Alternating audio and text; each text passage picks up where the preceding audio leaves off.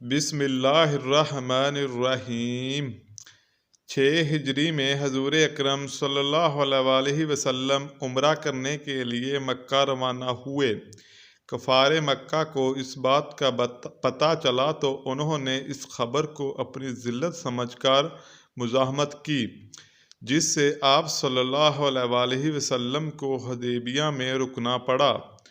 جان نثار صحابہ ساتھ تھے جو رسول صلی اللہ علیہ وسلم پر اپنی جان قربان کرنا فخر سمجھتے تھے، لڑنے کے لیے تیار ہو گئے، لیکن آپ صلی اللہ علیہ وسلم مکہ والوں سے لڑنا نہیں چاہتے تھے، اس لیے صلح کی کوشش کی اور ان کی ہر شرط کو قبول کیا۔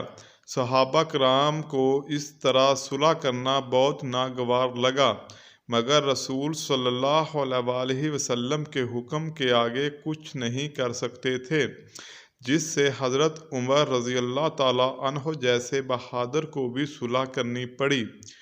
ان کی شرطوں میں سے ایک شرط یہ بھی تھی کہ کفار میں سے جو اسلام قبول کرے اور ہجرت کرے تو مسلمان اسے واپس مکہ بھیج دیں، اور اگر مسلمان کوئی کفار کے پاس چلا جائے تو اسے واپس نہیں کیا جائے گا۔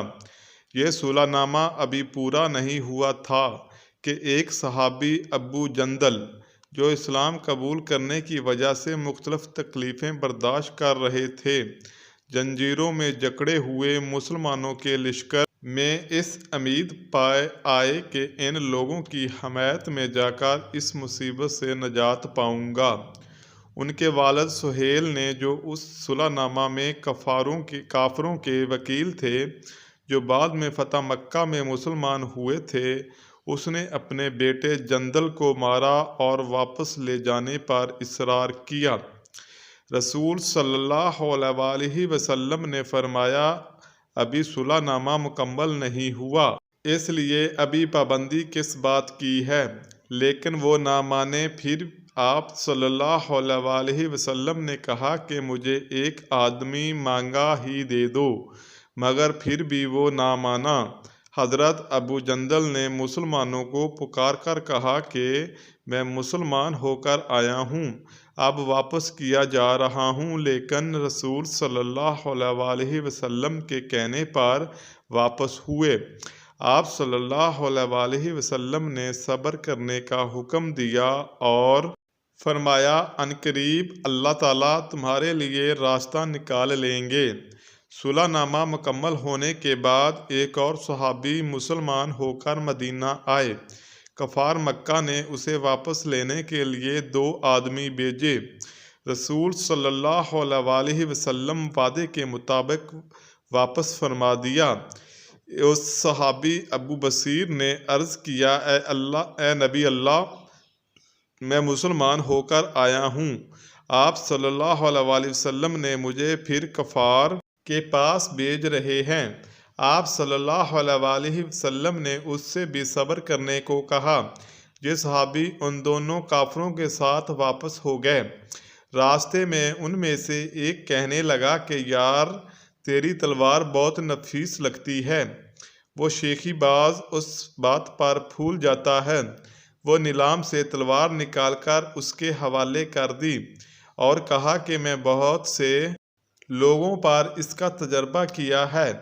دوسرا ساتھی یہ دیکھ کر کہ ایک تو گیا، اب میرا نمبر ہے، بھاگا ہوا مدینہ آیا اور رسول صلی اللہ علیہ وسلم کی خدمت میں حاضر ہو کر کہنے لگا، میرا ساتھی مر چکا ہے، اب میرا نمبر ہے۔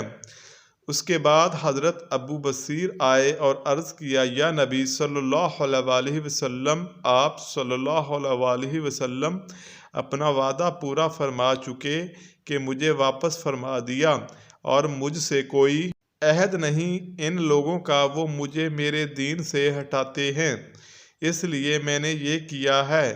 آپ صلی اللہ علیہ وسلم نے فرمایا کہ لڑائی بھڑکانے والا ہے، کاش کوئی اس کا مددگار ہوتا۔ وہ سمجھ گئے کہ اب کوئی اگر میری طلب میں آئے گا تو میں واپس کر دیا جاؤں گا، اس لیے وہ وہاں سے چل کر سمندر کے کنارے ایک جگہ آ گئے تو حضرت ابو جندل بھی چھپ کر وہیں پہنچ گئے۔ اس طرح جو شخص مسلمان ہوتا وہ ان سے جا ملتا۔ چند ہی دنوں میں ایک مختصر جماعت بن گئی۔ جنگل، یہاں نہ کوئی کھانا پینا اور نہ ہی باغات و آبادی۔ جو قافلہ ادھر کو جاتا اس سے مقابلہ کرتے اور لڑتے، حتیٰ کہ کفار مکہ نے پریشان ہو کر رسول صلی اللہ علیہ وآلہ وسلم کی خدمت میں منت کر کے اللہ اور رشتہ داری کا واسطہ دے کر آدمی بھیجا کہ اس جماعت کو اپنے پاس بلا لیں کہ وہ معاہدہ میں داخل ہو جائیں اور ہمارے لیے آنے جانے کا راستہ کھلے۔ رسول صلی اللہ علیہ وآلہ وسلم کا جب اجازت نامہ ملا ان حضرات کو تو حضرت ابو بصیر مرض الموت میں گرفتار تھے۔ آپ صلی اللہ علیہ وآلہ وسلم کا نامہ اجازت ہاتھ میں تھا کہ اسی حالت میں وہ وفات پا گئے تھے۔ حضرت بلال حبشی مشہور صحابی رسول ہیں جو اس مسجد نبوی کے ہمیشہ مؤذن رہے۔ شروع میں ایک کافر کے غلام تھے۔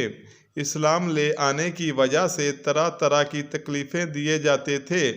امیہ بن خلف جو مسلمانوں کا بہت سخت دشمن تھا، حضرت بلال رضی اللہ تعالیٰ عنہ کو سخت گرمی میں دوپہر کے وقت گرم ریت پر سیدھا لٹا کر ان کے سینے پر پتھر کی بہت بڑی چٹان رکھتا تھا کہ وہ حرکت نہ کر سکے اور کہتا تھا کہ اسی حال میں مر جائے گا، اگر تو زندگی چاہتا ہے تو اسلام سے ہٹ جا۔ مگر حضرت بلال رضی اللہ تعالیٰ عنہ اسی حالت میں بھی احد احد کہتے تھے۔ رات کو زنجیروں میں باندھ کر کوڑے لگائے جاتے اور اگلے دن ان زخموں کو گرم تپتی ریت پر ڈال دیے جاتے تاکہ بے قرار ہو کر اسلام سے بدل جائے یا پھر تڑپ تڑپ کر مر جائے۔